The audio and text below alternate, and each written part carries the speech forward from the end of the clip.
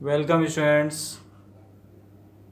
ये आपको प्रकरण 10 श्लोक लेखनम, ये आपको समय लेखन पूरा कंप्लीट टॉपिक करने के बाद अभ्यास प्रश्न स्वयं को सॉल्व करने के बाद में आपको रजिस्टर के नए पेज पर डेट डाल के आपको प्रकरण 10 श्लोक लेखन 3 अंक ये आपको लिखना होगा। प्रकरण 10 यानी प्रश्न संख्या 10 बोर्ड पेपर में, बोर्ड के प्रश्न पत्र में प्रश्न संख्या 10वां जो आता है वो श्लोक लेखन के लिए आता है कि अपनी पाठ्य पुस्तक से कोई भी 2 श्लोक लिखो जो इस प्रश्न पत्र में ना हो। तो इस तरह से आपको 2 श्लोक कंठस्थ संस्कृत में बोर्ड में लिखने पड़ते हैं, लेकिन ये मैं यहाँ पर आपको 6 श्लोक कुल दे रहा हूँ। कितने श्लोक दे रहा हूँ? कुल 6 श्लोक दे रहा हूँ। ये 6 श्लोक, इनमें से आपको 4 श्लोक याद करने होंगे। कितने श्लोक याद करने हैं? 4 श्लोक आपको याद करने हैं। इन 6 में से कोई भी आपको 4 जो अच्छे लगे हों वो आपको अच्छी तरह से लिख के याद करने हैं। एक श्लोक को कम से कम 5 बार कॉपी में लिखेंगे।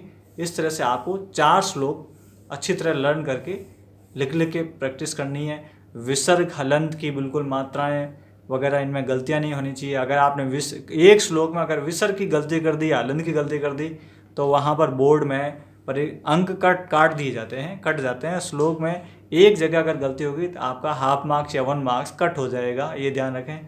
तो कंठस्थ करके इनको अच्छी तरह से आप लिखें। जैसे पहला श्लोक है, अपि स्वर्णमयी लंका न मे लक्ष्मण रोचते जननी जन्म भूमिश्च स्वर्गादपि गर्यसी।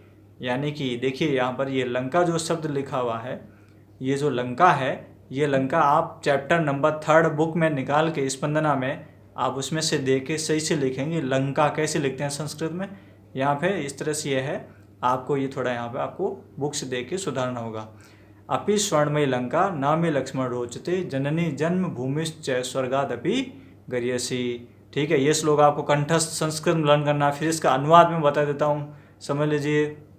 श्री राम लक्ष्मण को कहते हैं, हे लक्ष्मण, सोने से बनी हुई लंका मुझे अच्छी नहीं लगती है, क्योंकि जननी जन्मभूमि यानी कि माता और हमारी जन्म देने वाली भूमि स्वर्ग से भी श्रेष्ठ होती है, स्वर्ग से भी बढ़कर होती है।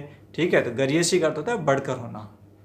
दूसरा श्लोक, ख विद्या शस्त्रम शास्त्रम च द्वे विद्ये प्रतिपतये शस्त्रेण रक्षिते राष्ट्रे शास्त्र चर्चा प्रवर्तते। अर्थात शस्त्र विद्या और शास्त्र विद्या ये ज्ञान प्राप्ति की 2 विधाएं हैं। क्या हैं? 2 विधाएं हैं, यानी कि 2 प्रकार हैं ये ज्ञान प्राप्ति के, शस्त्र विद्या और शास्त्र विद्या।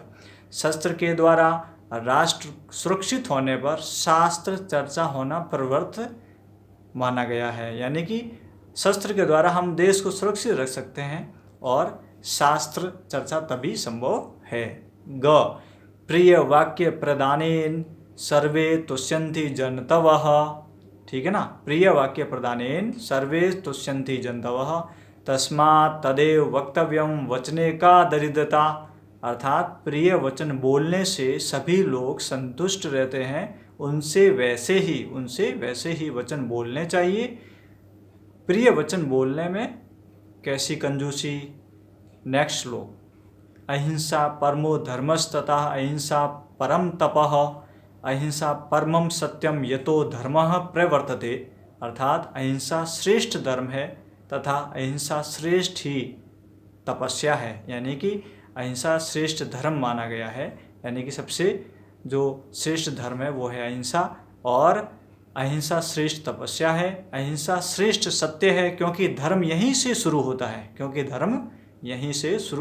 है, नेक्स्ट श्लोक, परोक्षे कार्यहंतारम प्रत्यक्षे प्रियवादिनम वर्जये तादृशम मित्रम विस्कुंभम पयोमुखम। अर्थात पीछे से कार्य को बिगाड़ने वाले, सामने से प्रिय बोलने वाले, दूध मुख वाले जहरीले घड़े के समान मित्र को त्याग देना चाहिए। ठीक है ना। इन श्लोकों का अन्वय करके हिंदी अनुवाद आपको क्लास में आपको समझाया जाएगा, ठीक है। लेकिन आपको श्लोक कंठस्थ करने हैं और जो मैं अर्थ बोल रहा हूँ थोड़ा थोड़ा आप समझ लेना। जब फिर मैं क्लास में चैप्टर पढ़ाऊँगा उस समय आपको अच्छी तरह से अन्वय समझाते हुए आपको अनुवाद करना है। अन्वय से ये फायदा होगा, आप संस्कृत व्याख्या अटेंड कर सकते हो। अन्वय अगर आपको आएगा तो संस्कृत व्याख्या कर सकते हो और अनुवाद भी आपको आ जाएगा। नेक्स्ट श्लोक है, पृथिव्याम त्रीणि रत्नानि जलम अनम सुभाषितम मूढ़ै पाषाण खंडेषु रत्न संज्ञा विधीयते। पृथ्वी के 3 रत्न होते हैं, जल, अन्न और सुभाषित। मूर्ख व्यक्ति पत्थर के टुकड़ों को भी रत्न इत्यादि समझता है। इस तरह से कुल आपके 6 श्लोक हैं। इन 6 में से आपको कुल 4 श्लोक कंठस्थ संस्कृत में याद करने हैं। विषय हलन मात्रा में कहीं भी गलती नहीं आनी चाहिए। श्लोक में 1-2 जगह कहीं भी गलती होगी बोर्ड में मार्क्स कट जाते हैं, ठीक है ना। तो ये आपको नए पेज पर अलग से टॉपिक, ये टॉपिक नंबर 10 है और अलग से आपको नए पेज पर करना पड़ेगा समय लेखन के बाद में। धन्यवाद।